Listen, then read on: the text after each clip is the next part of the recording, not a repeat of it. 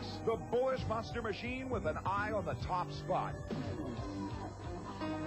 Barefoot, the holder of the belt whose battlefield savvy keeps all contenders at bay. Two heavyweights on a collision course. In just a moment, the bell.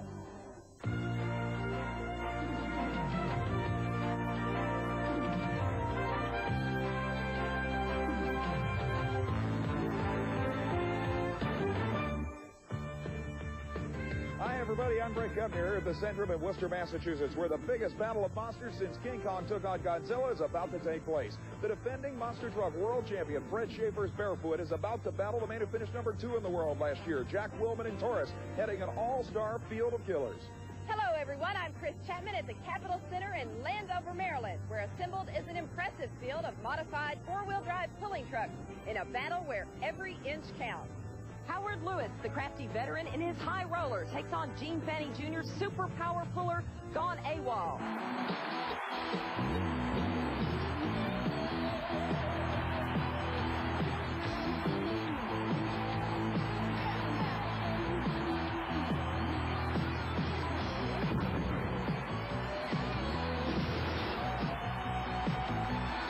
Welcome to the 1991 Monster Truck Challenge Series.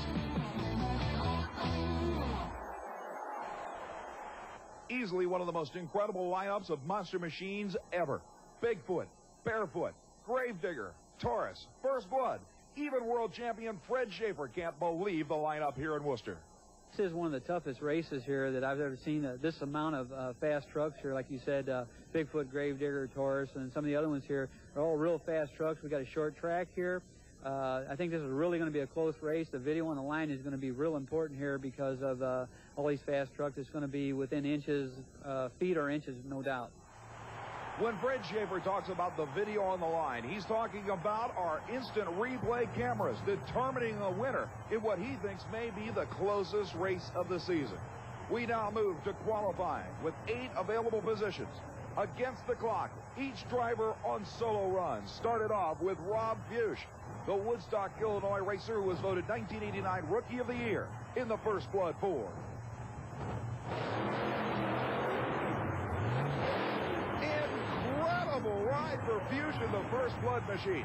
Sideways, taking down poles, bouncing all over the place. Ken Deppy in the whiskey business. Rear-engine Chevrolet out of Jefferson City, Missouri is the next one on the line. He's got to beat 2.78 seconds to try and get the #1 qualifying position. Lining up to the starting line as the ground crew makes sure the monster machine is positioned perfectly on the starting grid. Waiting for the green light.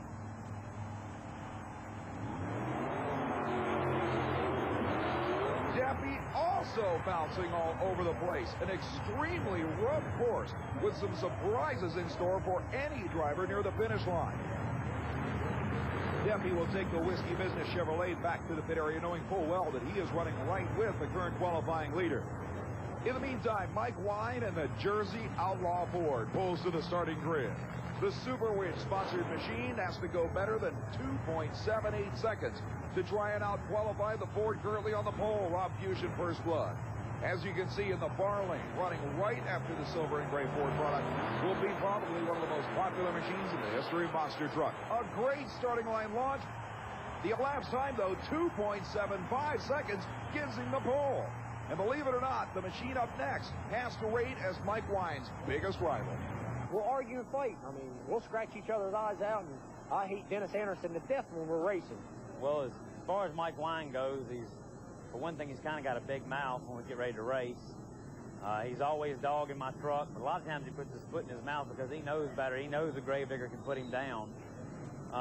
But really, we're enemies. When we pull to the line, it's war. You know, there's no doubt. There's no love lost there.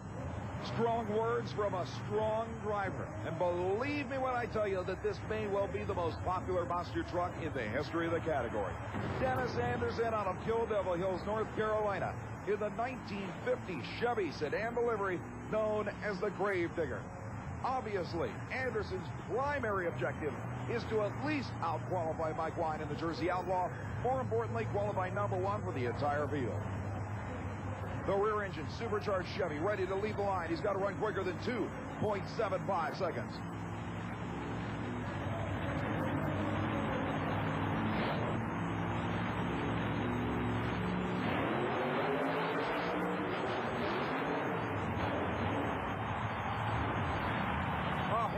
perfect sideways landing for Anderson.